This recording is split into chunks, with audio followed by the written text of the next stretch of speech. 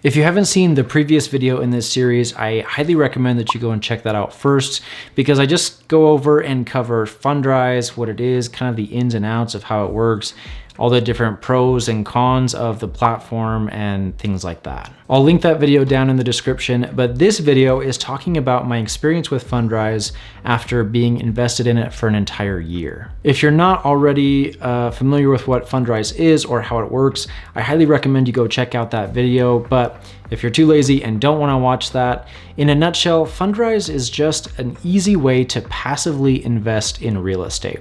It's a crowdsourcing platform where they take your money, pool it with a bunch of other investors, and then spread it out, diversify it, and invest your money into lots of little projects all across the United States. And the nice thing about that is it's completely passive and there's a super low barrier to entry. You can get started investing with as little as $500. But again, in this video, I want to talk about my experience with it after an entire year. 1 year ago in February, almost to the day actually, I dumped $1,000 into Fundrise and I just left it. I let it sit. I didn't touch it. I didn't add more money to it. I just took the dividends and reinvested them, never pulled any money out, never spent it, never did anything like that.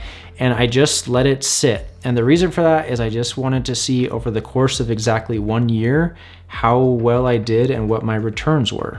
And so that's exactly what I'm going over today. It's been an entire year and I'm curious to show you guys what the returns were and show you how it's done. Have I made money? Have I lost money? How well have I done? But before I dive into all that, I want to first introduce myself. If you're new here, I'm Bryce. I talk about passive income, investing, real estate, lots of things like that. And so if you are new to the channel and you're interested in videos like that, please be sure to subscribe down below. And as always, give me that thumbs up because it really does help with the YouTube algorithm. And one last thing before I get started, if you are interested in using Fundrise, go ahead and click on the link down in the description. It is an affiliate link, but that helps support me and the channel, and there's no extra cost to you. So definitely consider that. Okay, so first and foremost, right off the bat, I wanted to log into the Fundrise dashboard.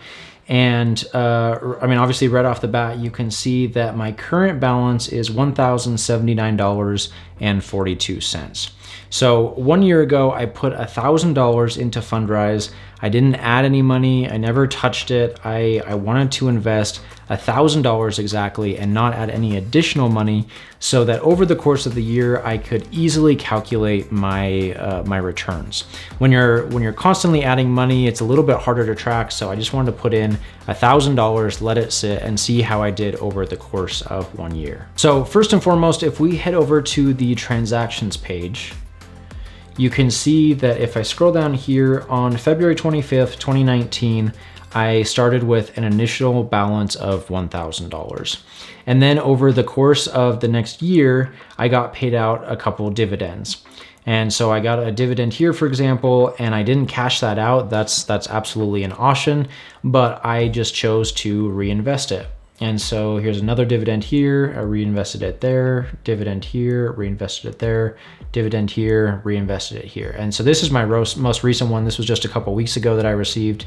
But as you can see that my first dividend was pretty low, but as I left the money in there longer and longer, those dividends are just growing larger and larger. So I can't complain with that. Okay, coming back here to the main page, if we open up a calculator, and we take the $79.42 and divide it by my initial $1,000, you can see that my returns over the course of a year have been just barely, just a teeny little hair under 8%. And I mean, really, that's not too shabby if you ask me. I mean, I legitimately put $1,000 in here, didn't touch it, didn't do anything. In fact, I think I only logged into Fundrise like maybe 4 or 5 times over the course of a year just to check everything. And so, I mean, making 8% completely passively, like I'm happy with that. I'm okay with that. And especially when you take that 8% and you compare it to what I would make if I were just to put it in a traditional savings account, that's really good. Or even compared to a high interest savings account. I use CIT Bank, And you know, if I had put that money in there, I would maybe have made a quarter of that over that same amount of time. And so, you know, that's significantly better, and I'm pretty happy with that. Now, also on the flip side, after having said that, 8% is also nothing crazy either. I'm not jumping up and down for joy because I've made so much money. That's about what I expected, but I also could have made that, if not significantly more, in the stock market. Everybody knows that we're in an incredible bull market right now. I mean, you put $1,000 in the stock market, and by the end of the year, you've made 30 or 35%. So again, this is not crazy. This is not amazing compared to what you could be making in the stock market right now. But by the same account, like, I haven't done anything. I put in the money, didn't touch it. I didn't have to do any work at all. So the fact that I made 8% on this, I'm still very happy with. If there had to be a downside to this, which really is not that big of a downside, but if I had to say that there was a downside to Fundrise, I'd say that there's no real control over your investment. You put your money in, you give it to Fundrise, and then you just kind of have to trust and hope that they're smart with it and they do well with it. And that's not to say that I felt like they weren't smart with my money. Like, that's not the case at all. But aside from choosing one of the three plans in the beginning, the balanced or the long-term, or, you know, the dividends, all the different things, aside from choosing one of those three, there's really nothing else to configure or choose or change if you decide to later on down the road. So again, maybe for you personally, you see that as a huge plus that you don't have to do anything. And, you know, I do too, but I think I would have liked to see just a little bit more options if I wanted to potentially tweak things down the road.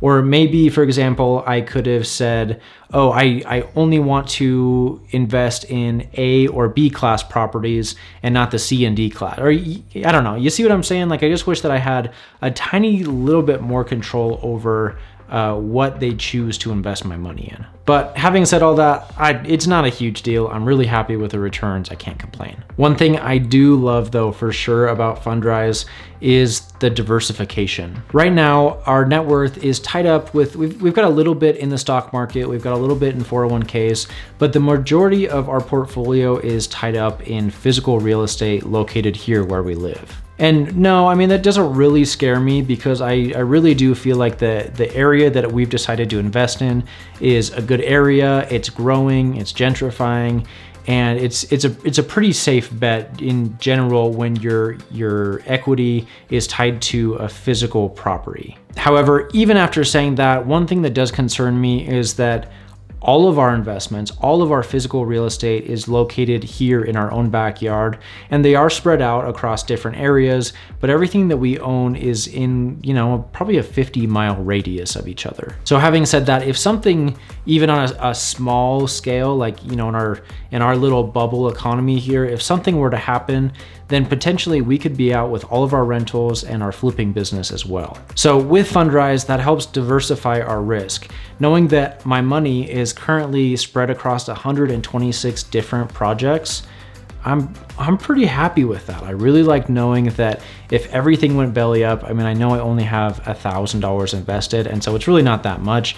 I may actually see these returns. I may dump some more money into this after the fact, but I just like that everything is backed by physical real estate all across the country. So after saying all of that, the TLDR version of this is really that I'm happy with Fundrise. I'm really happy with how my money has made returns for me over the course of a year. I love their interface. I love how easy it is to use. I love that they keep you updated with all the new projects that they invest your money in.